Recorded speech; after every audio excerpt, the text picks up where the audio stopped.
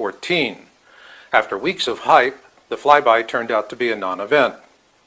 Although they say a bad day fishing is still a good day after all, it was still a bad day for NASA because the agency was blindsided by the biggest rock to hit the planet in over a century.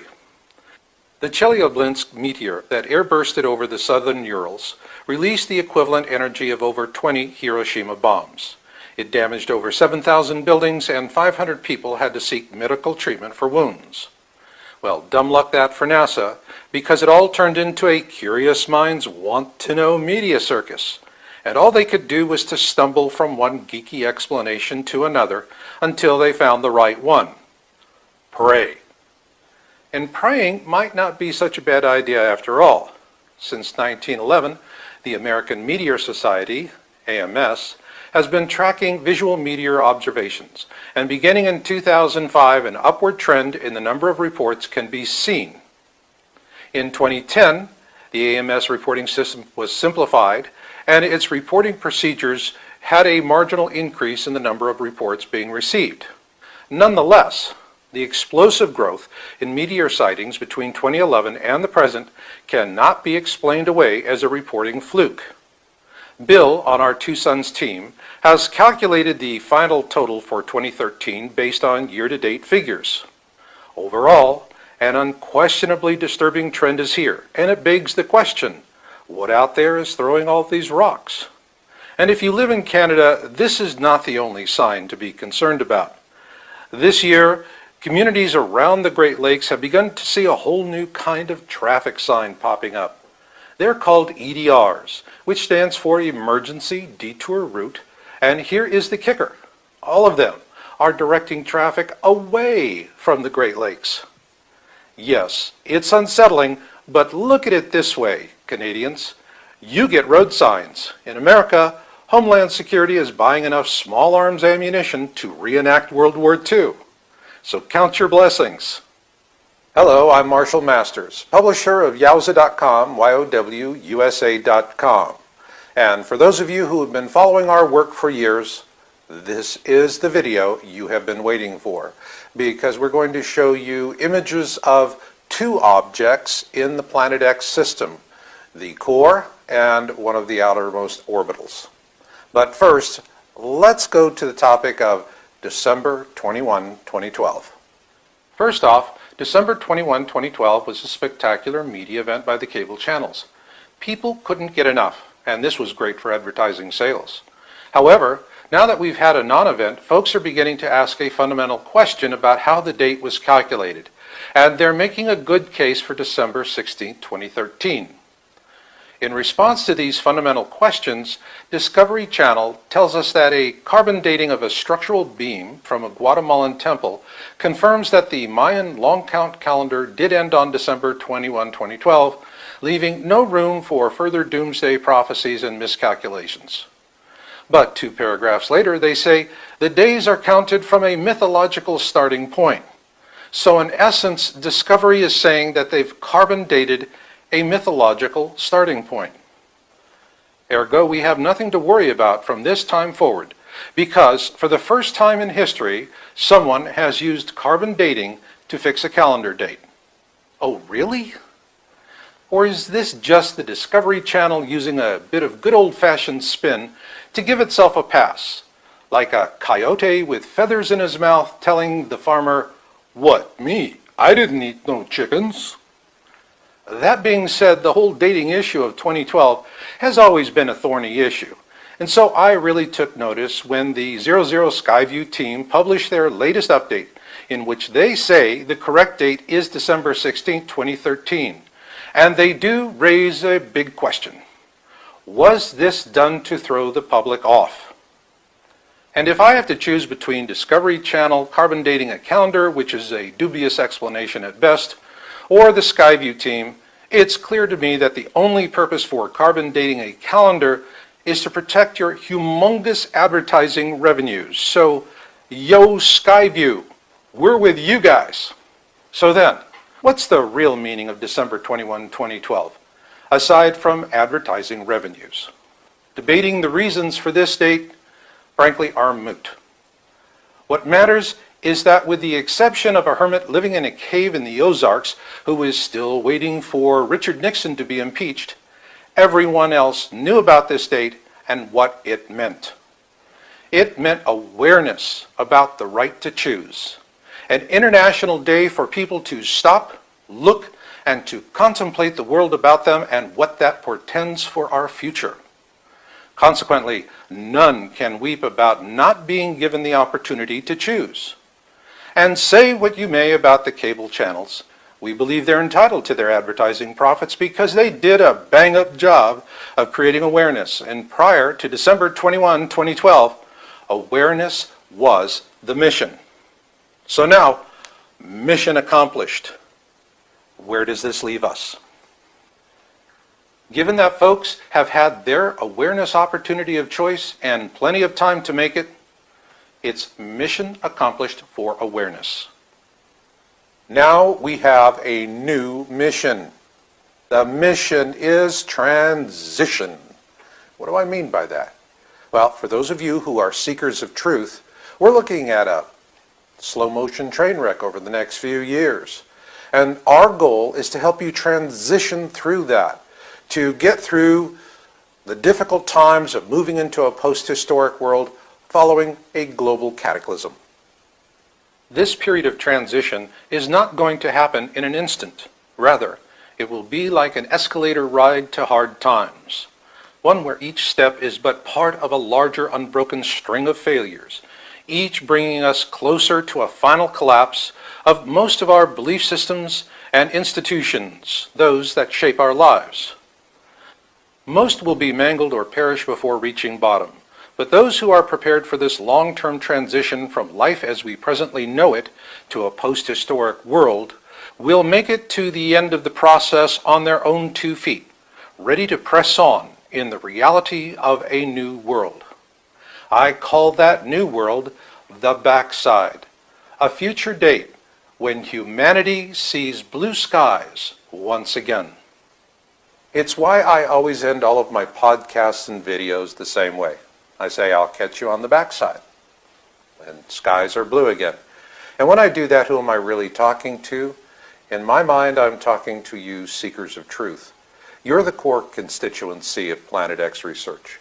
You're the ones who have had dreams, visions, and premonitions, whether it's tsunamis or asteroid impacts, whatever it is. Something has just grabbed you and made you take a look at things until eventually one day, wow, the blinders come off your head. And when that happens, you know you're never going to see the world exactly the same way ever again. It happened to me about 15 years ago. And I'll tell you, after that happens, you will ask yourself, will there ever come a day when I no longer miss the bliss of ignorance I once enjoyed? I can tell you, I still miss the bliss. But somewhere along the way, you'll stop asking yourself that question. And the day that happens is the day you finally feel that you have a good beat on things, that you know where you're going with it. So yes, you'll always miss the bliss. That's just the way it is. It comes with the turf. And the turf now is no longer awareness. The mission is transition. No more date-driven outcomes. It is about the process of moving from the present to the post-historic. That's why our new mission statement is, surviving the worst of times begins with surviving the best of times. A soft landing, if you will, from whatever ends life as we know it. For old hands, it means a new time to improve upon what you have and to fill in the gaps. And for newbies, it's a chance to do it right the first time with like-minded others you know and can trust. The driving wisdom of this new mission of transition is not something that we've seen happen recently, but rather it goes back thousands of years to ancient societies and civilizations that have survived global cataclysms, and they have passed their knowledge down to us. And what they tell us is that you have to go through a period of transition. from one reality to the next. And we're going to talk a lot about that later on in this program. But right now, what I want to jump into is the object of interest we have been tracking in Costa Rica at the Turrialba volcano. In early January of this year, we began reporting our observations of an object seen from the Turrialba volcano in Costa Rica. I dubbed it Bluebonnet, and since then we've amassed an archive of hundreds of images captured from the Vulcan camera feed overlooking the western rim of the volcano.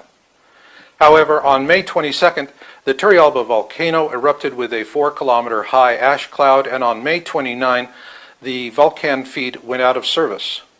According to Ovascori, the operators of the feed, a lightning strike disabled the camera, and they worked to fix it. And on July 11th, the feed resumed with what appears to be a new camera with lower resolution. Local sources tell us that this new camera was gifted to them by the United States government. And what we're seeing right now, frankly, is no longer really useful for our work. But time will tell if it is a cover-up. But for now, we have images to show you that Bluebonnet is in fact not a reflection.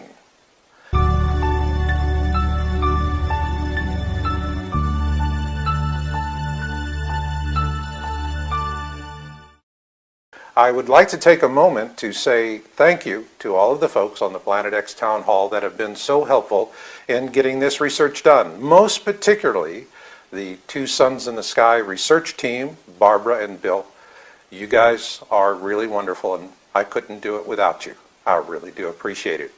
And I want to have time for a special call out to a gentleman by the name of Jorge Arena, and you're going to see a lot more of him later on in this program. In my last update video, Blue Kachina and its moon, published on April 20th, 2013, we reported that we asked the Volcano Files group at Cambridge University if they could help us with a boots-on-the-ground observation the next time their team visited the Turrialba volcano in Costa Rica. The response we received from Kayla Lacovino of volcanofiles.com reads in part, "I had a quick look at your website. Given that neither the volcanic plume of Turrialba nor clouds in the summit obscure the white dot you are tracking, I think it's safe to say that the white dot is in front of, rather than behind, the volcano. Considering that the Vulcan feed has been down since May 29, and what has come up is not usable, the reflection theory of Cambridge was a big win for deception. A plausible coincidence, you might say." After we posted our last video, Jorge Arena, a stringer, posted a series of images on the Planet X Town Hall. I think they're really good, and as a matter of fact, Jorge even went the extra mile to circle Bluebonnet in this sunset series, which clearly shows our object of interest sinking behind the clouds, not in front of them, as Cambridge tells us. So let's take another close look, and you can see for yourself. When I first laid eyes on this, I said to myself, now that's an ace up my sleeve, or as lawyers like to say, a briefcase surprise. Why? Because since we started this project in January, we've always known something would happen to close the feed and make it unusable. And so happens it did, just when the Vulcan feed was really starting to get interesting. We knew Cambridge was wrong from the get-go, that they were just doing another knee-jerk debunking. And the reason why is, early into the process, I developed a methodology for examining objects near the sun. I call camera sensor illumination, or in other words, CSI. Now, this is just not an arcane study technique. For those of you who are living along the coastlines in particular, this could be the one thing that saves your life, because it can give you a 24-hour head start advantage.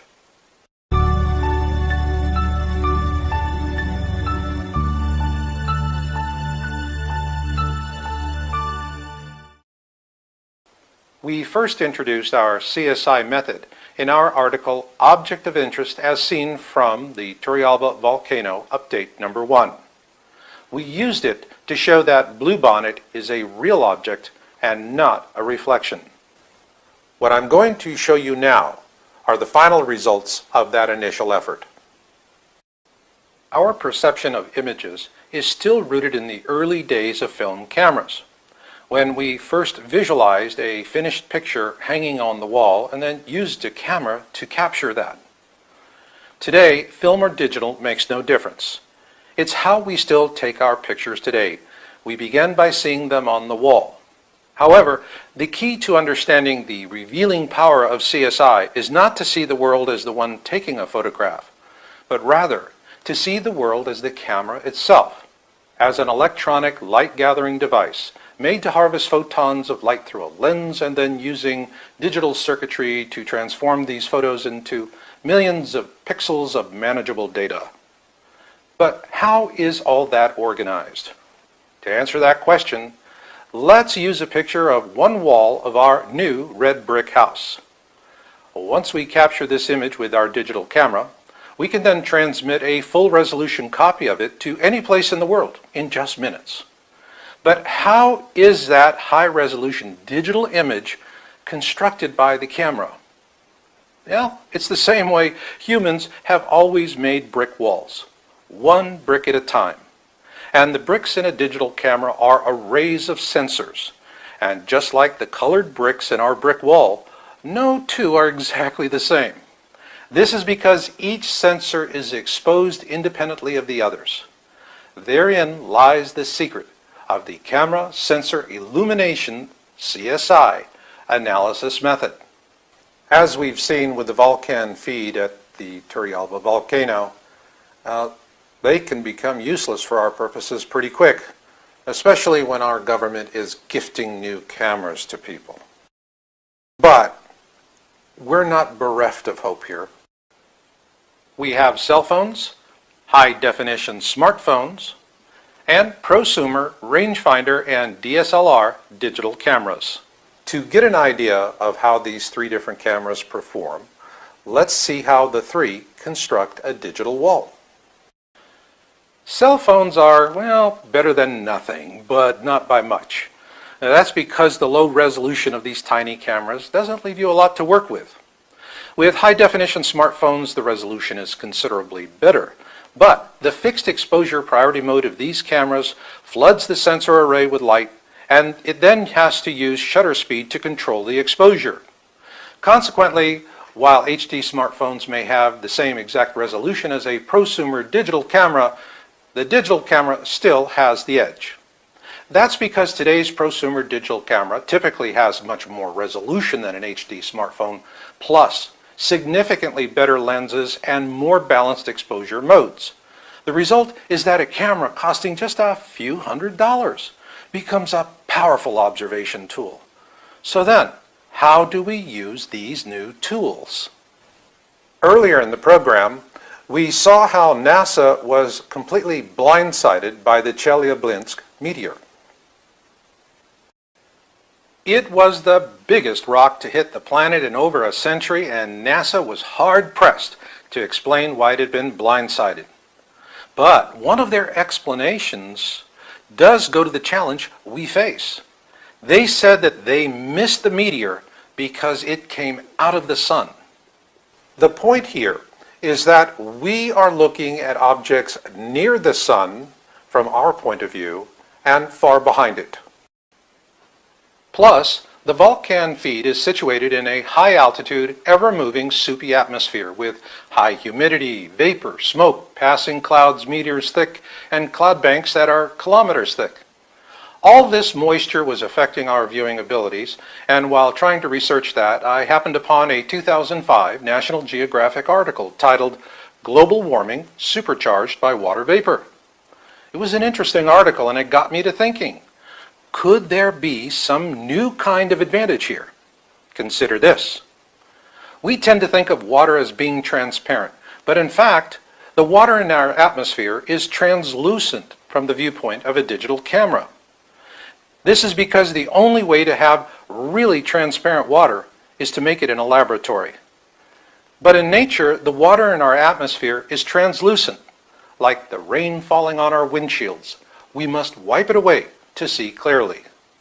This image analysis technique is called camera sensor illumination, because what we're really looking for are objects that are bright enough to punch through the water, if you will, in our atmosphere to reach the camera lens. To help illustrate the concept, let's use this night video of a group of scuba divers. Here we see their flashlights through the water column. So let's take a quick snapshot for an analysis. And to do that, let's select an area left of center for our image. The first step in any CSI analysis starts with gamma.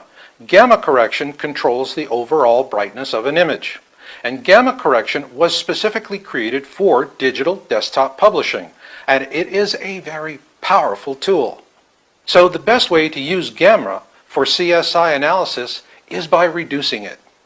Here we see a gamma step down of the bright object to the left of the screen. So what are we looking for in this object? What we're looking for is foreground illumination. But what causes it? What causes foreground illumination is that the object is hot enough to light up the atmosphere between it and the camera lens. And so we not only see the object, but we'll see the atmosphere between the object and the camera. In other words, we're looking to see if our object can backlight the water in our atmosphere. And when it does, we then see an illuminated foreground surrounding the object itself. To help illustrate the point, let's look at the flashlight off to the right of the screen. When we step down the gamma, we see minimal foreground illumination with the blue-green halo surrounding the object. Also, and this is key, even a minimally illuminated object will still feature crisp details. So what we have here is a natural hot object pointed away from the camera lens. Given that, is there a cold object? And if so, what? Well, yes. We call them reflections, refractions, center of focus ghosts, sundogs, etc., etc., etc. In terms of camera sensor illumination studies, a cold object does not push photons at the camera lens. Rather, cold objects are cold and fuzzy, and they manipulate the light of other sources. Hence the term cold object. Now let's take a look at two examples of camera sensor illumination analysis. One in which it really doesn't apply, and the second where it is a perfect fit. On June 21, an IntelliHub.com post titled "A Spherical Object the Size of Jupiter Discovered Next to the Sun" and imaged by HelioViewer June 17th, 18th has caused quite a stir. Even the aliens from Andromeda have piled on with their take about all of this, and we've gotten a lot of questions about it as well. So let's take a good look at it all. First off, I want to emphasize the number one rule of Planet X research. The closer something gets to the truth, the faster it disappears. It's why those of us who do the research really just do not pay much heed to government websites. Now, we'll find things that we can use from time to time, but other than that, we know that all you're going to do is run down one fruitless rabbit hole after another. But yet, people still keep persisting in this hope that they're going to get the straight answers. Well, everybody has to do what they think they're going to do. And in this case, everyone's all worked up about a government source. So let's take a look at this government source. In this case, it is NASA's stereo solar observatories, stereo A for ahead and stereo B for behind. At the time of this observation in the IntelliHub.com article, both are behind the sun and aimed at it. Consequently, stereo B's field of view extends from the sun to an area of space that's over our right shoulder, so to speak. And stereo A is looking the other way. So both are looking at the sun and whatever is behind us to our left and to our right.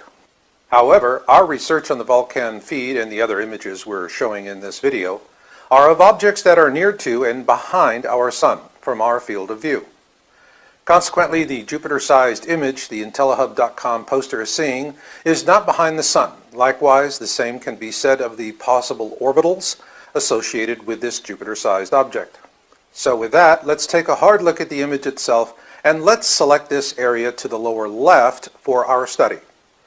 The first thing we see is that there is no evidence of camera sensor foreground illumination because there is no atmosphere in space.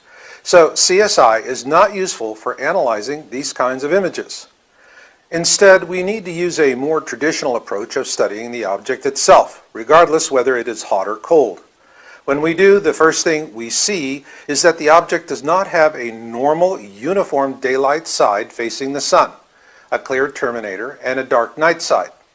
What we are actually seeing is the kind of banding we see after someone shoots a BB gun at the windshield of a car, which in space can be easily explained as a micrometeorite impact on the camera. Plus, the field of view from stereo B is always changing as these two satellites are in counter-rotating orbits around our sun. However, Tony Smith on our town hall did a historical search for images in this lower left quadrant next to the sun and found this object in that area when stereo B's field of view was different from that of June this year. So what is it? Who knows? But here's what our analyst Bill found.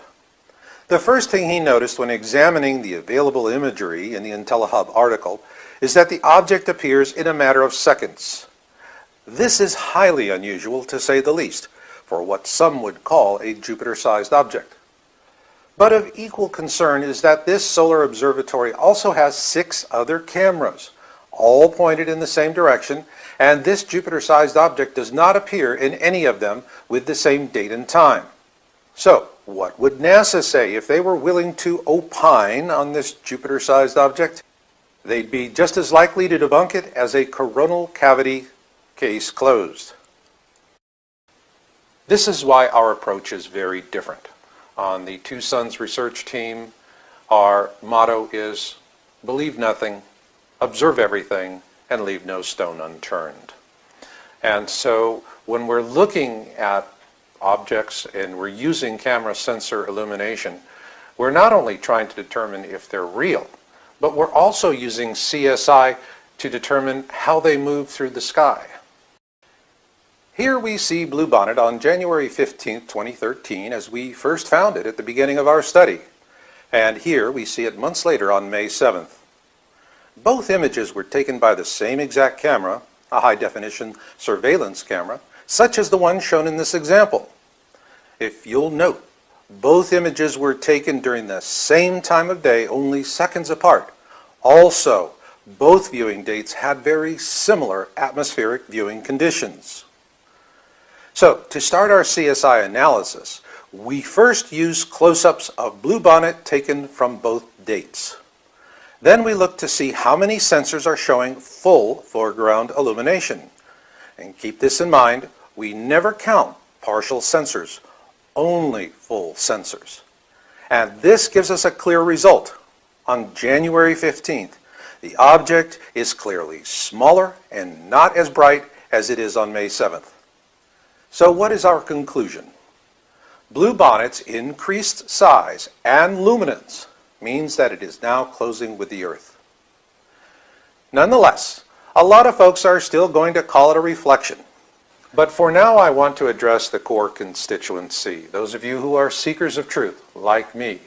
As a seeker of truth, it's how I found the Colburn Bible. And it's got a lot of ancient information in it that is directly relevant to these days. And what I want to do is share a rather interesting story about it, something that came from modern times. And then I'm going to read a passage that talks to where we're at right now in the world and what we're going to see next. What we learned in our research is that after the Glastonbury Abbey was burned to the ground in 1184, the manuscripts that would later become what we know now as the Colburn Bible were secreted away by the surviving Celtic priests to an unknown location in Scotland, and there eventually put into the care of what we now know as the Hope Trust. There the manuscripts were translated into Old English, or Shakespearean English, if you will, and they remained secreted away for centuries until a few years after World War I, when the Hope Trust moved the manuscripts to London. There, they were translated into the Queen's English, or Oxford English, if you will, which is what you now find in the edition we publish. The updated manuscript remained in London well into the beginning of World War II, And despite the Nazi bombs falling on London, it was a devoutly religious housewife who actually came closest to destroying it. She discovered it while cleaning in a home and was fixing to burn it as heresy before members of the Hope Trust quickly intervened and returned it to Scotland, where it remained until it was finally revealed to the world in 1992. But what really got my attention about this story was that after thousands of years of people working so hard to protect this manuscript, it could have all been for naught thanks to a religious housewife. Go figure. But I was intrigued about this Battle of Britain story, if you will, and I dug into that and found something that really talks to us in these times. The battle for Britain was an awful time for Londoners, with bombs falling everywhere, death at any turn. And it was during this time that Londoners read Shakespeare and the classics like no other time throughout the entire 20th century. Think of it. When you're living in such perilous times, it's just hard to sink your teeth into a dime store detective or romance novel. That's why what Londoners needed was something that could talk to their circumstances of living with death hanging over your head. In the classics, they found that meaningful sense of connection to help them endure the hardships of a brutal, brutal war. When I read the Colburn Bible, I feel a very strong, a very real connection to people in the past and their hopes and visions for us in the future. And we have an account that was handed down to us by the ancient Egyptians about the last flyby, which happened to be the 10 plagues of Exodus. And this was documented following Exodus, and it tells us what we're about to see. Then men will be ill at ease in their hearts. They will seek they know not what, and uncertainty and doubt will trouble them. They will possess great riches, but be poor in spirit. Then will the heavens tremble and the earth move. Men will quake in fear, and while terror walks with them, the heralds of doom will appear. They will come softly as thieves to the tombs. Men will not know them for what they are. Men will be deceived. The hour of the destroyer is at hand. In those days, men will have the great book before them. Wisdom will be revealed. The few will be gathered for the stand. It is the hour of trial. The dauntless ones will survive. The stout-hearted will not go down to destruction. For historical note, the great book is what the Colburn was called in its first incarnation. For you seekers of truth who find themselves in a leadership or trusted advisor role, the Colburn Bible offers the survival wisdom of our ancestors, wisdom that will connect with your circumstances in a way that no other book could. With this in mind, let's turn our attention to the images of Jorge Arena, our very talented stringer at the Two Suns in the Sky research team on the Planet X Town Hall. And what I want to do with you, the viewer out there, is that we're going to do this camera sensor illumination analysis shoulder to shoulder.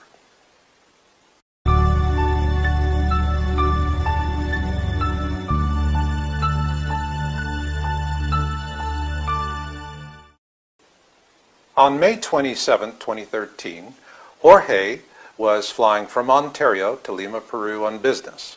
And fortunately for us, we have Jorge queued up and online. And so, Jorge, please introduce yourself to the audience and let them know a little bit about what brought you to Planet X. Hello, Marshall. Yes, my name is George Urena. I am the president of Youthco Corporation, a company based in Ontario, Canada, manufacturing products from Peru. I get to travel a lot, and I came to the topic of Planet X because of a vision that I had a few years back. Doing some research on the website, I found your website. Well, Jorge, I'm really glad that you did. And now I'd like to get into some of the details on your business flight from Ontario to Lima, Peru. Well, Marshall, due to my business, I get to travel quite a bit, almost everywhere, and particularly to Lima, Peru, because that's where we get all our products for distribution worldwide. And in this particular case, I decided to take a special flight, not the usual way I normally do it, which is a direct flight to Peru from Toronto. This time I've done it through El Salvador via TACA Airlines. The flight departed at around 10:30 on May 27th, arriving at El Salvador around 3 o'clock. We were flying at about 37,000 feet altitude, and that's when I basically take all these pictures. I should mention, Marshall, that the pictures taken with my camera have a date stamp of Toronto, Eastern Standard Time. Jorge, during your trip, I could see that you were doing a lot of experimenting with your Nikon camera. It was good to see that. A lot of people just won't take the time to test their equipment that way. And in the process, you found what I believe to be an incredibly compelling image. It was a 1-second exposure taken south of the equator at an altitude of 37,000 feet. And that's quite remarkable. Jorge, what is it that you learned with this particular camera experiment? The reason why the plane inside, the lights of the plane were off. So that created a perfect scenario for the camera to pick up on the light outside. I have difficulty trying to set the camera, put the camera to the right settings in order to take the pictures. But honestly, because there were no lights inside, I was able to capture the light outside. And that's the reason why I was successful in getting this picture. Well, Jorge, I have to say, hats off to you for a really, really stellar 1-second exposure image. With that in mind, now I'm going to explain to you what those 3 objects are that you captured. While we see 4 possible objects, the faint one in the lower right is not a real object. However, the other 3 are. And when I used Starry Night Professional and the raw file data from your camera, I found that you actually photographed a rare conjunction of 3 planets: Mercury, Jupiter, and Venus. Jorge, given that you did not image Planet X in this particular photo, let me ask you, was the effort worth it? I think it was really worth it. Now, that's the spirit, Jorge. You know, on our team, our motto is, believe nothing, observe everything, and leave no stone unturned, and we did that with your images and found something rather surprising. This image you took below the equator not only shows a rare conjunction of Mercury, Jupiter, and Venus, but one that is consistent with the many stories we found about this conjunction event on popular astronomy websites.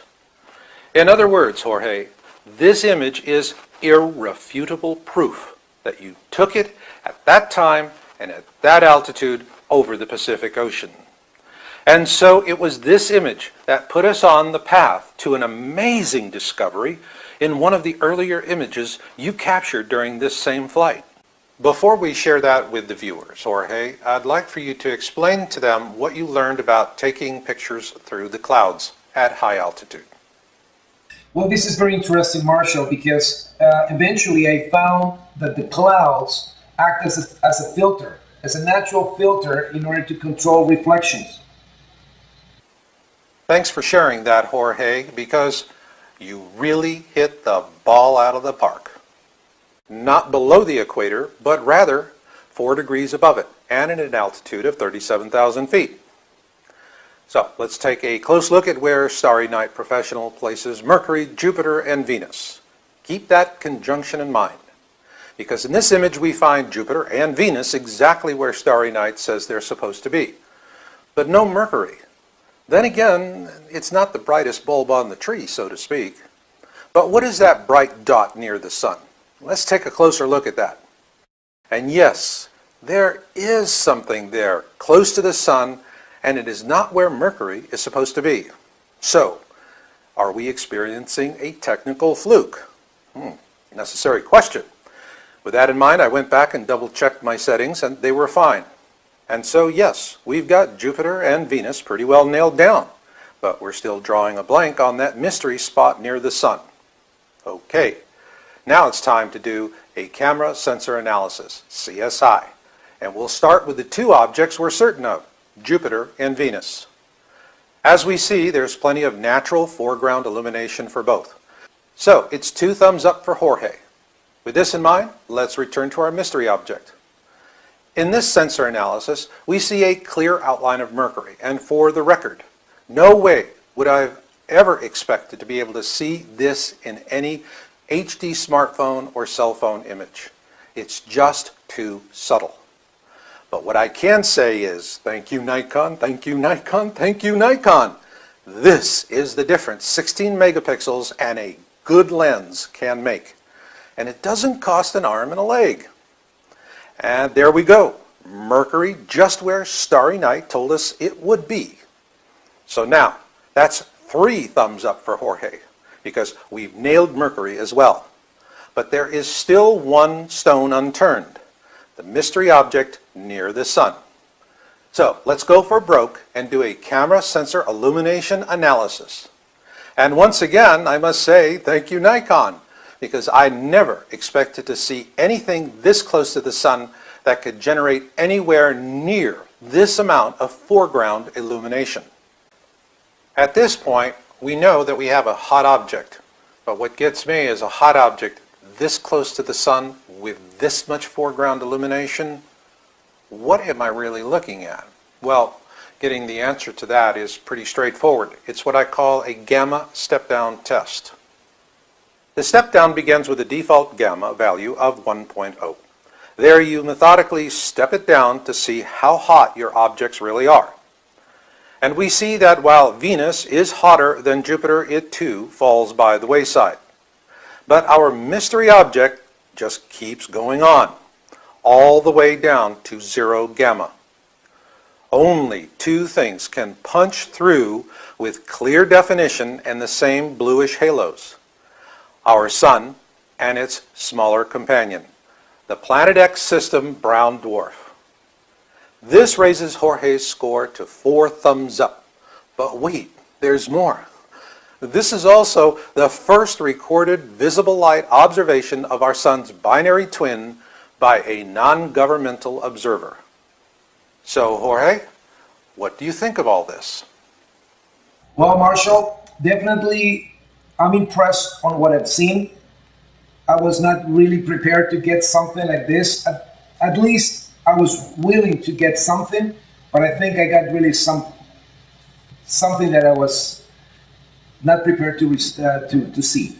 You know, Jorge, neither was I, but it was really a stroke of luck, if you will, that you just happened to take that business flight on the day that there was a triple conjunction that was so well documented. So, with all of that in mind, do you have any last words for the viewers out there? Well, definitely, Marshall. People should start looking at the skies and be prepared for what's coming. Ditto that, Jorge, and once again, I want to thank you for a job well done. And now we're going to move on to the distance analysis, and you folks are going to see that there is some good news, and, well, there's some very bad news as well.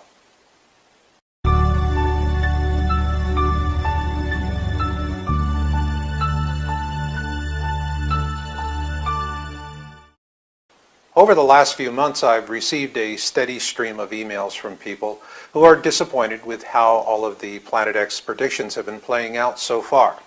And it's important for us to address that, and we are going to address that in detail. But right now, what we need to do to set the stage for that explanation is to make an approximate determination of how far the core of the Planet X system is from our Sun.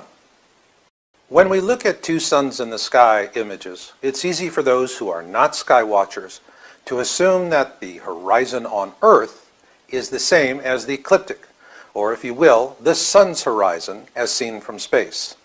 This is not so. Because the Earth is tilted on its axis, the ecliptic, or the Sun's horizon as seen from space, is actually at a sharp angle from the horizon we see on Earth.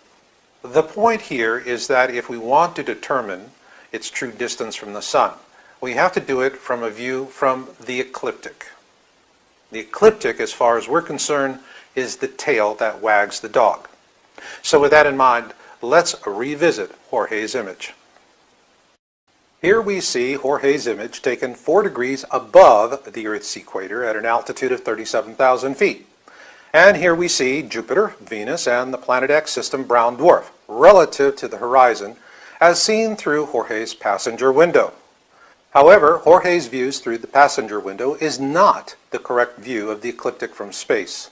And this is the view we must use to determine the actual location of the Planet X system. So we must begin this analysis by rotating Jorge's image to the correct perspective for the ecliptic as seen from space. Now, to actually determine where these objects are relative to the ecliptic, we rotate the image thusly, and the dotted line we now see is the ecliptic. So, we have Venus above the ecliptic in the northern skies, above the sun's equator. Below the sun's equator, in the southern skies, we see Jupiter to the left. And to the right, near the sun's 7 o'clock position, we see the Planet X system brown dwarf.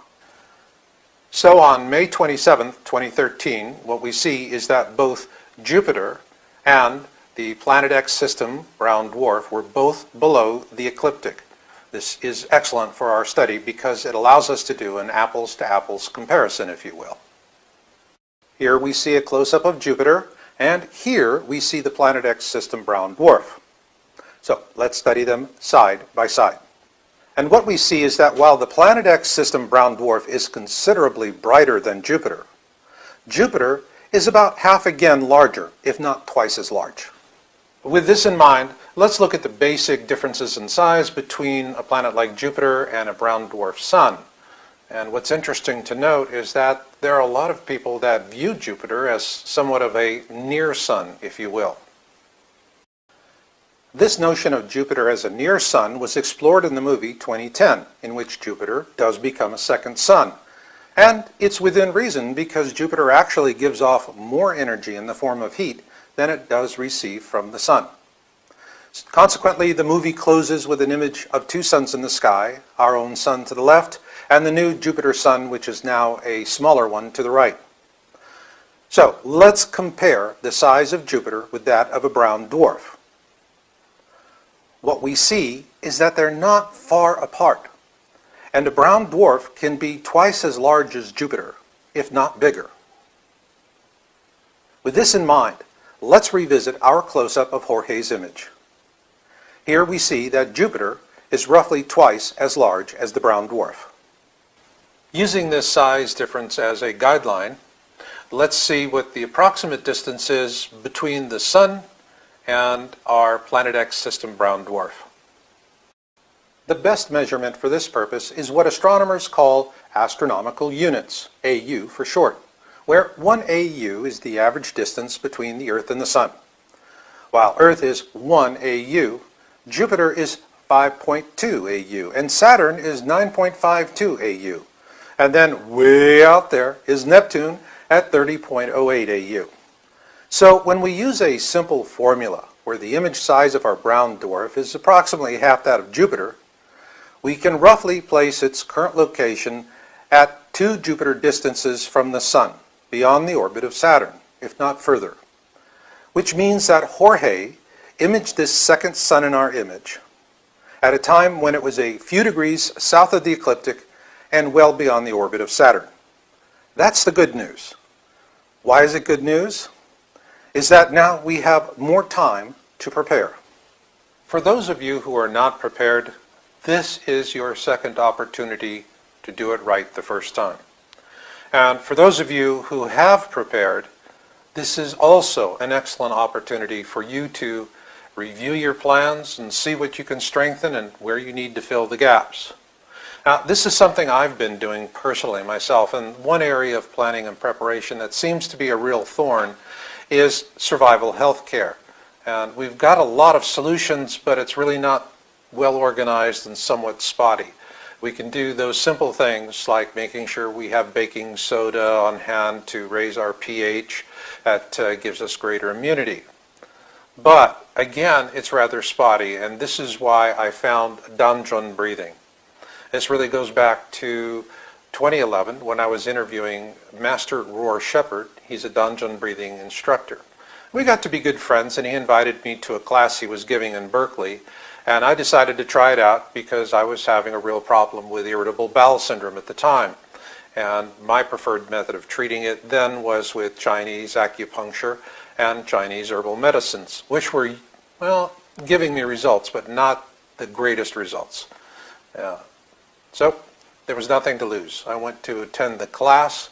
What surprised me was that I was the only newbie there. Everyone else was coming from another discipline: yoga, Reiki, Tai Chi. And all of these are wonderful practices. I love them all. They're all good. But why were they going to learn about Danjon breathing if they were already doing something else?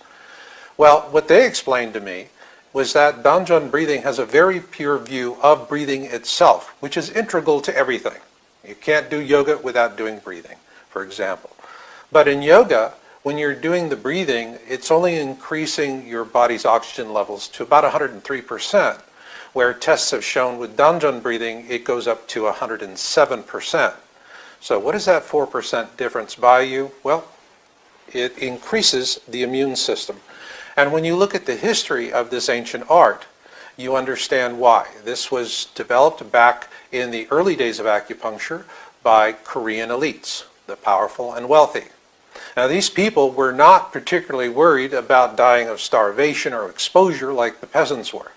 They had to deal with wars and assassinations, but what they were really terrified of, despite all of their wealth and all of their power, was to catch a cold. You ever heard the expression, catch your death of cold? Well, that came for a reason, because people used to catch colds and die. Well, what the elites were doing was they were focusing on something that would not only give them all of the other general health benefits of other practices, but what they wanted in particular was to boost their immune systems. Now, this is really relevant to those of you who are in planning and preparation. I want you to think about this. If you have a flu and you're running a temperature of 103, and you're having to walk out for 10 miles with a group of folks, are they just going to sit down and wait for a few days while you get over your fever and you get over your flu and you can walk again? Or are they just going to say, catch up with us when you can? Think about that. And what if you're in a bunker and you catch a cold? Next thing you know, you're sneezing, all kinds of foulness all over the place. You really think you're going to win a popularity contest that way? Not likely. So these were the problems that the elites had thousands of years ago in Korea that you're going to have in the future in a post-historic world, because we're not going to have hospitals stocked with all kinds of wonderful drugs and antibiotics. We're pretty much going to be on our own. Yes, doctors, nurses, health caregivers, they're all going to be doing what they do, but they're going to have to do it for 10 times as many people and with 10 times as less the resources. And so that means your emphasis has to be on prevention. Now, there's an old movie from years back, and there was a character in this movie. His name was Curly, and he was going, that one thing. Remember that film? That one thing? It was from City Slickers. Well, when it comes to healthcare survival planning, the wisdom that I found was from these ancient elites, which is your number one concern, above all else, is to boost your immune system so that you're less likely to contract a communicable disease, and if you do, you're going to recover from it much more quickly and with less issues. And this is the whole point of Danjon breathing. If you're doing it 20 minutes a day, all you need is a little bit of room wherever you're at, and you can just make it happen. And remember, our motto is surviving the worst of times begins with surviving the best of times. Danjon breathing was designed to survive the worst of times, so you can only imagine the many benefits that you're going to enjoy today. And there are quite a few. So please, if you are enjoying the information that we're giving to you in this program, do yourself a favor. go visit Cut to the Chase at my website, yowza.com, and listen to my podcast with Master Roar Shepherd, because we're talking to you directly as preppers. But also visit our website at feelbetteronyourown.com. And there we have some free demonstration videos that'll help you to understand it better and to experience it for yourself. Because this system will help you. I am the courseware architect of Danjan Breathing for Wellness, and I designed it based on my experiences as a young man as a medic in the Army. As a medic, I had an aid bag, and I knew what was in that aid bag and what I could do with it and what I couldn't. Now, it wasn't a panacea, but I knew I could do the important things, and I knew I could find things fast. And when I designed this course as the architect, that was exactly what I had in mind. Because if I could make it useful for you as a prepper, for everyone else, it would be the tool of the century for health and wellness. So with that, let's go ahead and move forward to the next part of our program, which is going to be the orbital path analysis.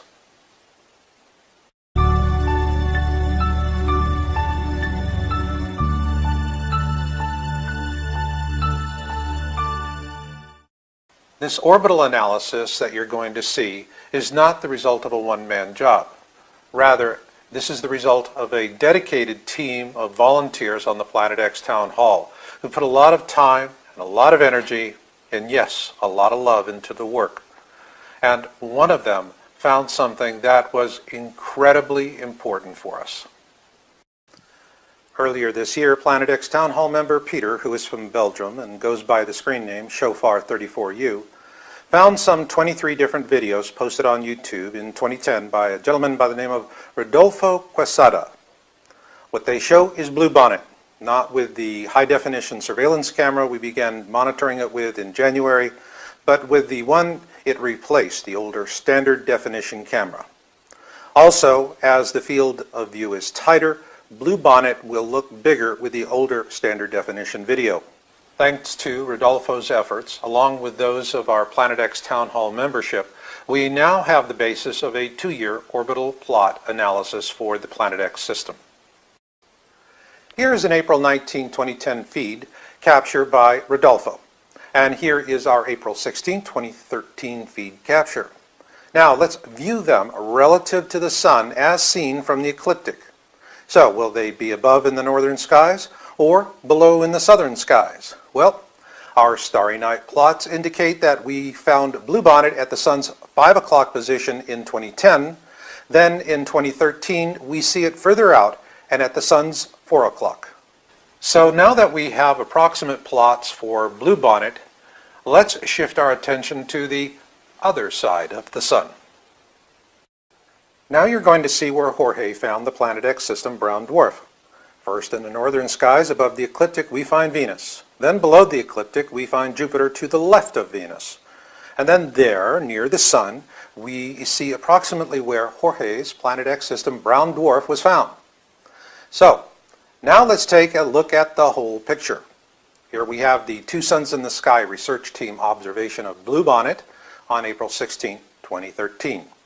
And to the left, what we see is Jorge's May 27, 2013 image of the Planet X system brown dwarf. However, without a third observation point for either object, there is no way to develop even the most rudimentary orbit. However, it is our great fortune that Rodolfo Quesada was inspired to capture the 2010 Vulcan feed and publish it on YouTube. This is because we now have our third observation point, and we can use it to extrapolate the approximate location of the Planet X system brown dwarf on April 19, 2010. And from there, we plot its path. And the first thing we see is that it is going to slip behind and remain behind the sun in conjunction for quite some time. And as this goes along, Bluebonnet will eventually become more visible, which is what we're already seeing, well, that we were all able to see before this new third camera was installed. But in time, Bluebonnet will become visible for all of us. And shortly after that, the brown dwarf will reach its point of perihelion, where it will be closest to the sun in its orbit. Once our second smaller sun reaches its point of perihelion around Old Sol, that's when things are going to get pretty grim. We call it the kill zone. Hopefully, the brown dwarf will become visible before it reaches perihelion, because this is where it begins to arc back through the ecliptic and into the southern skies. It's this perihelion to ecliptic region we call the kill zone, because the interactions between the two suns at this time will result in solar storms of biblical proportion. In a very real sense, when we see this happening, we'll know that dying time is near.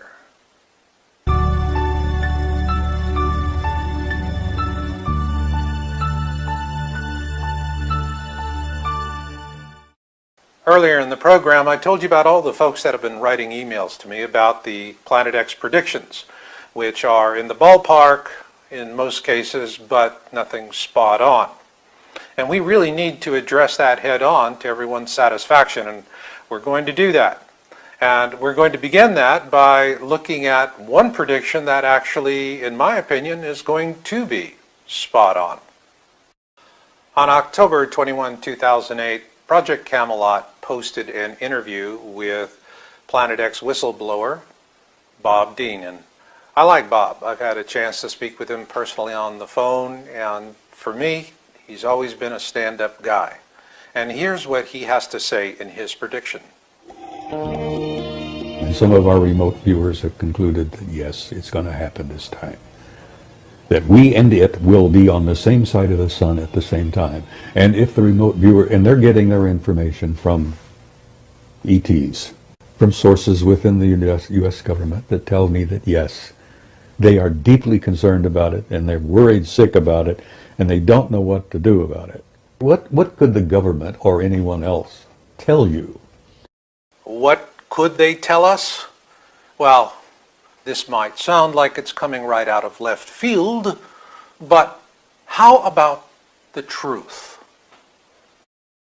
Because the real truth is this: it's Titanic rules. First class gets the boats, and steerage goes down with the ship. We're steerage. And it's this way because the last to know are usually the first to fall. But likewise, it is why the first rule of predictions is to always be mindful of them, but to never live in expectation of them. That way, you keep a balanced view of the future. As for me, predictions have always been, well, you might say, a bittersweet thing, because in 2008, I saw something, not once, but twice, that has forever changed my view of all predictions. In April 2006, Yowza.com broke the story on the South Pole Telescope, the SPT. The SPT is a powerful infrared telescope installed at the Amundsen Scott South Pole Station. And in 2008, not one but two whistleblowers revealed Planet X images that had been captured with the SPT. Posting on YouTube as Nibiru Shock 2012 and DNIR 4808N, both accounts immediately came under vicious attack. Nibiru Shock 2012's channel was hijacked by disinformation operatives, who used it to smear him in the hopes that he would eventually step forward to reclaim his account and thereby reveal his identity. He did not. Good for you, Nibiru Shock. That was the smart thing to do. The next was DNIR 4808N, and this was a targeted takedown. It happened within hours of his disclosure video going live. With YouTube, you're usually allowed one mistake, and it takes a few days for that to catch up with you.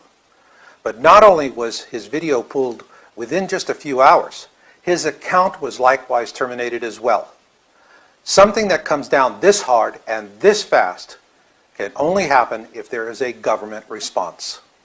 So when people ask me the question, when will I see Planet X? It's always odd for me because I've been seeing it since 2008. And that's what I tell people. But it tends to go in one ear and straight out the other. And why? Because what people really expect is the spectacular. And actually, there are some rather spectacular things to witness these days. That is, for those who are willing to look. And what is getting our attention most these days is what we call weather weirding, which actually feels more like weather worsening. Then there are the volcanoes, as in the captain asks that you remain in your seat while we taxi back to the terminal. And doesn't it seem par for the course these days that when an earthquake happens, it must produce a 3-figure death toll if it's to make the front page, and 4 figures to get above the fold? Sinkholes are hard for disinformationalists and spinmeisters to easily dismiss.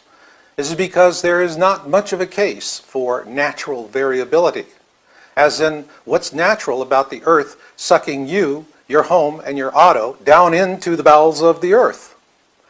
And what about these heat waves? On the downside, the last decade has been the hottest on record, ever. On the upside, fossil fuels are helping to melt the polar ice, which in turn is opening up whole new fields to explore for oil in the north. Ergo, a great way to use local oil to melt local ice so that everyone else on the planet melts in the summers. The point here is that predictions are a tool and nothing more. Hoping they come to pass is like hoping your house will burn down so you can file an insurance claim. That being said, what about the predictions in my own books, Planet X Forecast and Crossing the Cusp? While both were well within the ballpark, neither were spot on. In our books, Planet X Forecast and 2012 Survival Guide and Crossing the Cusp, we presented possible flyby scenarios. The goal was not to make hard predictions, but rather to provide a compelling reason to understand the celestial mechanics involved. But for the sake of argument, we'll call them predictions. So where did they go wrong? First off, according to the ancient Egyptians, nobody has seen the Planet X system since its last flyby, which was the 10 plagues of Exodus. So we formulated our scenarios, or predictions if you wish, using references to known objects, such as comets. However, it was not until we could do a rudimentary orbital path analysis that it became obvious as to why these scenarios were not spot on. Here we see it took 3 years for the Planet X system to enter our outer system, and it is still beyond Saturn. By and large, comets are faster. Also, the ascent from the southern skies up towards the northern skies is more shallow than we had first imagined. Or simply put, the universe has thrown us the mother of all curveballs. I'll be the first to admit that the predictions from the past were in the ballpark, but not spot on. No Cupid doll. But that being said, these predictions are no longer prophetic. Rather, they are academic.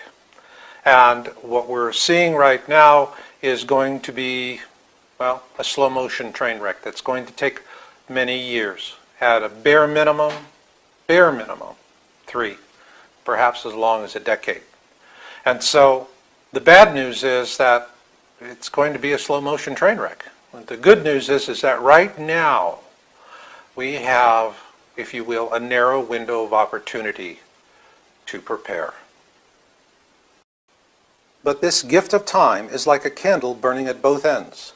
It burns twice as bright and twice as fast. So in a moment, I'm going to share with you what I believe to be the first global cataclysm that we're going to see.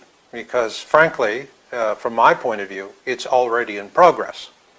And with that in mind, I want to take a moment now to share with you some thoughts about our books, Planet X Forecast and Crossing the Cusp, and how they can help you to prepare for the years ahead. Both Planet X Forecast and 2012 Survival Guide and Crossing the Cusp, Surviving the Edgar Cayce Pole Shift, are what the titles say they are about. Surviving. Both offer scenarios or predictions, if you will, to help illustrate the celestial mechanics. But the predictions are a very small part of each book. Nonetheless, the focus is with survival in these books and in everything else that I do. For you newbies, Planet X Forecast and 2012 Survival Guide is the ideal starting point for those of you who are just getting into planning and preparation. This book offers two principal survival strategies and is intended for those on a modest budget. Here are some of the key features. Most will want to prepare to survive in place, such as a home or bunker, and with this strategy, you get started with confidence. However, you also need to be able to survive on the move, and what you wear, eat, and carry will have a direct impact on your survival. And here's the good news. You may already have many of the things you need lying about the house. For me, the biggest gem in this book is the section on how to build a kill zone solar radiation shelter using a wide variety of inexpensive and readily available materials. This is because solar storms will cause the greatest loss of life. Once you feel you have a good bead on your own survival planning and preparation, you're ready to step it up to a whole new level. And that is where you want Crossing the Cusp, Surviving the Edgar Cayce Pole Shift. While Edgar Cayce's dating on his pole shift prediction was off, everything else he said is falling into place. And that means we'll face something the ancient Egyptians called the Great Winnowing, or what Christians might refer to as the meek shall inherit the earth. And by the way, they will, and in this book you'll learn why, and it will surprise you. Where Planet X Forecast focuses on family survival, Crossing the Cusp focuses on self-organizing communities, because getting through it with like-minded others you know and can trust will greatly increase your odds of survival. And the biggest gem in Crossing the Cusp for me is the last chapter. It describes how humanity can use present-day technology combined with human spirituality to mitigate the effects of the flyby with something I call an intention vortex. Folks, this really doesn't have to be as bad as it can be. You know, we bandy about the term global catastrophe, but the fact is, what do we really experience? It's more of local and regional catastrophes, at most perhaps a national, which means that it typically is happening to someone else, somewhere else, in some other time. But what about a global catastrophe, some kind of event that is so powerful, so huge, that it impacts all life on the planet? What would that look like? In particular, what would be the first kind of global catastrophe event? Given present warming trends, the most likely candidate for the first global catastrophe will be methane releases. While methane releases by humans have actually been trending slightly downwards, natural releases of methane are trending upwards, and at a substantial rate. So, there are two types of releases we need to keep our eyes on. First is what is called Arctic methane release. This methane is locked up in the permafrost, which is now beginning to melt. The other release source we need to watch for are offshore gas hydrate releases. So, how much methane are we really talking about here? Well, just looking at methane gas from hydrates as compared with oil, natural gas, and coal, the conclusion is simple. There is a lot of it. And as the oceans warm, we'll begin to see numerous reports of gas hydrate releases and no doubt Arctic methane releases as well. This will be bad news because as a greenhouse warming gas, 1 pound of methane is equal to 21 pounds of carbon. And should these releases eventually reach a tipping point where a positive feedback loop happens, the process will then become irreversible. So governments can do all the chemtrail spraying they want, but once we cross that threshold, it's going to get really bad. And aren't we already seeing bad? Not since Exodus have humans seen this much algae in the water, and incredible fish kills that carpet entire harbors, plus the increasing number of droughts and heat waves. The result is all you can grow in dry dirt is dry dirt and nothing else. Which means then will come the food riots as basic food prices soar. But in the end, we'll just be burying the dead. And that is why transition is the mission. Because surviving the worst of times begins with surviving the best of times. And now for you newbies out there who are just getting into this and trying to wrap your heads around it, I want to offer you a safety briefing because you really do need it. And for you old salty dogs out there that have been there, done it, and seen it, please feel free to sit in.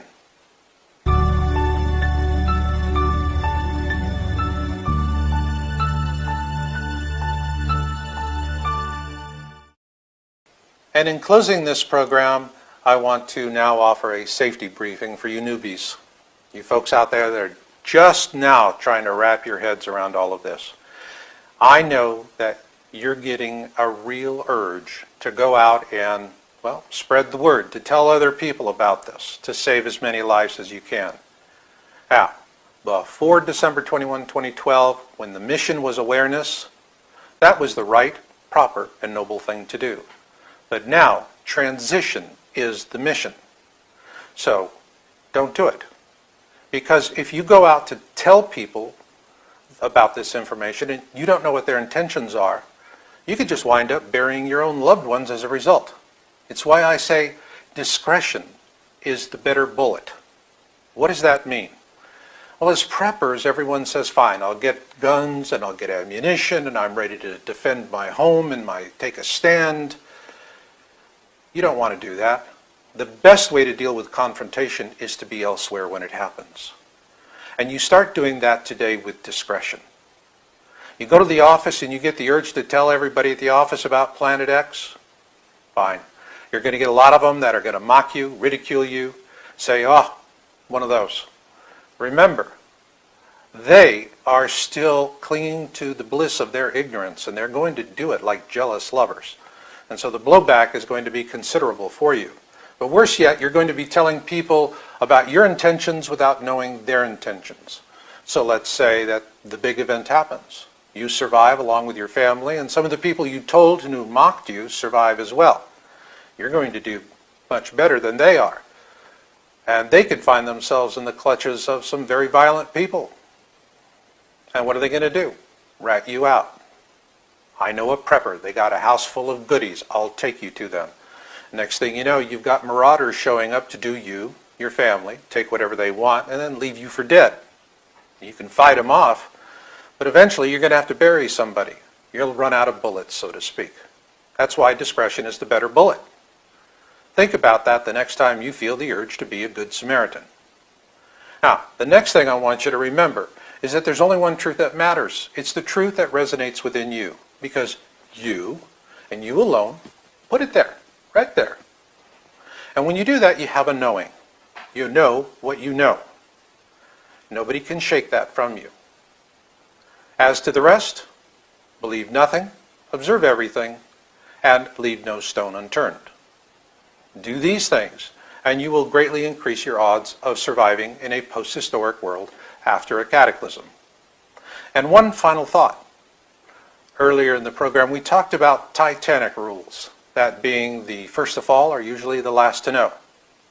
Well, as of this moment in time, right now, as I'm looking at you, and as you are looking at me, you are no longer the last to know.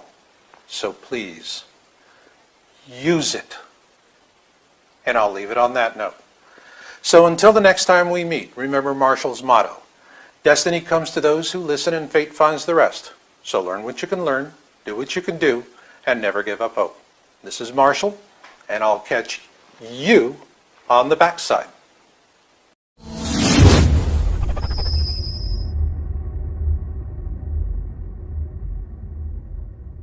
14.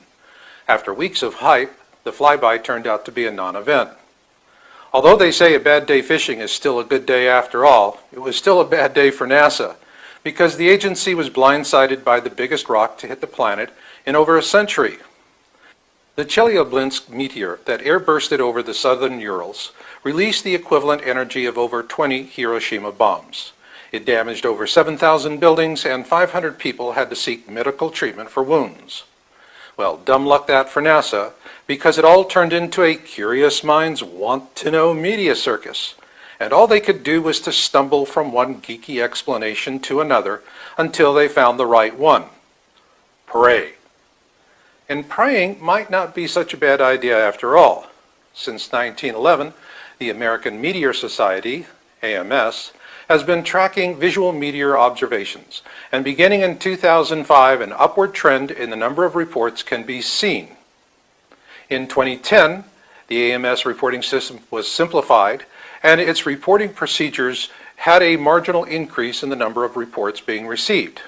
Nonetheless, the explosive growth in meteor sightings between 2011 and the present cannot be explained away as a reporting fluke. Bill, on our Two Sons team, has calculated the final total for 2013 based on year-to-date figures. Overall, an unquestionably disturbing trend is here, and it begs the question, what out there is throwing all these rocks? And if you live in Canada, this is not the only sign to be concerned about. This year, communities around the Great Lakes have begun to see a whole new kind of traffic sign popping up. They're called EDRs, which stands for Emergency Detour Route, and here is the kicker. All of them are directing traffic away from the Great Lakes. Yes, it's unsettling, but look at it this way, Canadians. You get road signs. In America, Homeland Security is buying enough small arms ammunition to reenact World War II. So count your blessings. Hello, I'm Marshall Masters, publisher of Yowza.com, YOWUSA.com. And for those of you who have been following our work for years, this is the video you have been waiting for, because we're going to show you images of two objects in the Planet X system, the core and one of the outermost orbitals. But first, let's go to the topic of December 21, 2012. First off, December 21, 2012 was a spectacular media event by the cable channels. People couldn't get enough, and this was great for advertising sales. However, now that we've had a non-event, folks are beginning to ask a fundamental question about how the date was calculated, and they're making a good case for December 16, 2013. In response to these fundamental questions, Discovery Channel tells us that a carbon dating of a structural beam from a Guatemalan temple confirms that the Mayan long count calendar did end on December 21, 2012, leaving no room for further doomsday prophecies and miscalculations. But 2 paragraphs later, they say the days are counted from a mythological starting point. So in essence, Discovery is saying that they've carbon dated a mythological starting point. Ergo, we have nothing to worry about from this time forward, because for the first time in history, someone has used carbon dating to fix a calendar date. Oh, really? Or is this just the Discovery Channel using a bit of good old-fashioned spin to give itself a pass, like a coyote with feathers in his mouth telling the farmer, "What, me? I didn't eat no chickens." That being said, the whole dating issue of 2012 has always been a thorny issue. And so I really took notice when the 00 Skyview team published their latest update, in which they say the correct date is December 16, 2013. And they do raise a big question. Was this done to throw the public off?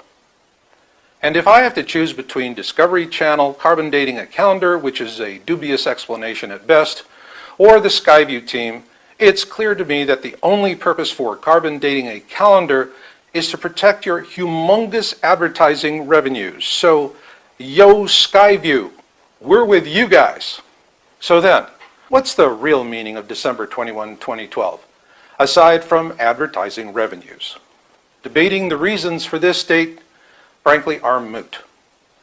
What matters is that with the exception of a hermit living in a cave in the Ozarks who is still waiting for Richard Nixon to be impeached, everyone else knew about this date and what it meant.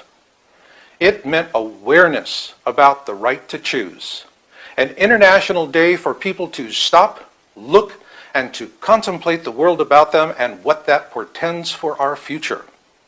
Consequently, none can weep about not being given the opportunity to choose. And say what you may about the cable channels, we believe they're entitled to their advertising profits because they did a bang-up job of creating awareness. And prior to December 21, 2012, awareness was the mission. So now, mission accomplished. Where does this leave us?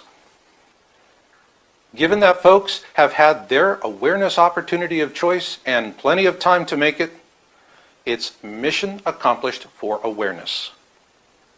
Now we have a new mission. The mission is transition. What do I mean by that? Well, for those of you who are seekers of truth, we're looking at a slow motion train wreck over the next few years. And our goal is to help you transition through that, to get through the difficult times of moving into a post-historic world following a global cataclysm. This period of transition is not going to happen in an instant. Rather, it will be like an escalator ride to hard times, one where each step is but part of a larger unbroken string of failures, each bringing us closer to a final collapse of most of our belief systems and institutions, those that shape our lives. Most will be mangled or perish before reaching bottom, but those who are prepared for this long-term transition from life as we presently know it to a post-historic world will make it to the end of the process on their own 2 feet, ready to press on in the reality of a new world. I call that new world the backside, a future date when humanity sees blue skies once again. It's why I always end all of my podcasts and videos the same way. I say, I'll catch you on the backside, and skies are blue again. And when I do that, who am I really talking to? In my mind, I'm talking to you seekers of truth. You're the core constituency of Planet X research. You're the ones who have had dreams, visions, and premonitions, whether it's tsunamis or asteroid impacts, whatever it is. Something has just grabbed you and made you take a look at things until eventually one day, wow, the blinders come off your head. And when that happens, you know you're never going to see the world exactly the same way ever again. It happened to me about 15 years ago. And I'll tell you, after that happens, you will ask yourself, will there ever come a day when I no longer miss the bliss of ignorance I once enjoyed? I can tell you, I still miss the bliss. But somewhere along the way, you'll stop asking yourself that question. And the day that happens is the day you finally feel that you have a good beat on things, that you know where you're going with it. So yes, you'll always miss the bliss. That's just the way it is. It comes with the turf. And the turf now is no longer awareness. The mission is transition. No more date-driven outcomes. It is about the process of moving from the present to the post-historic. That's why our new mission statement is, surviving the worst of times begins with surviving the best of times. A soft landing, if you will, from whatever ends life as we know it. For old hands, it means a new time to improve upon what you have and to fill in the gaps. And for newbies, it's a chance to do it right the first time with like-minded others you know and can trust. The driving wisdom of this new mission of transition is not something that we've seen happen recently, but rather it goes back thousands of years to ancient societies and civilizations that have survived global cataclysms, and they have passed their knowledge down to us. And what they tell us is that you have to go through a period of transition from one reality to the next. And we're going to talk a lot about that later on in this program. But right now, what I want to jump into is the object of interest we have been tracking in Costa Rica at the Turrialba volcano. In early January of this year, we began reporting our observations of an object seen from the Turrialba volcano in Costa Rica. I dubbed it Bluebonnet, and since then we've amassed an archive of hundreds of images captured from the Vulcan camera feed overlooking the western rim of the volcano. However, on May 22nd, the Turrialba volcano erupted with a 4-kilometer high ash cloud, and on May 29, the Vulcan feed went out of service. According to Oviscori, the operators of the feed, a lightning strike disabled the camera, and they worked to fix it. And on July 11th, the feed resumed with what appears to be a new camera with lower resolution. Local sources tell us that this new camera was gifted to them by the United States government. And what we're seeing right now, frankly, is no longer really useful for our work. But time will tell if it is a cover-up. But for now, we have images to show you that bluebonnet is in fact not a reflection.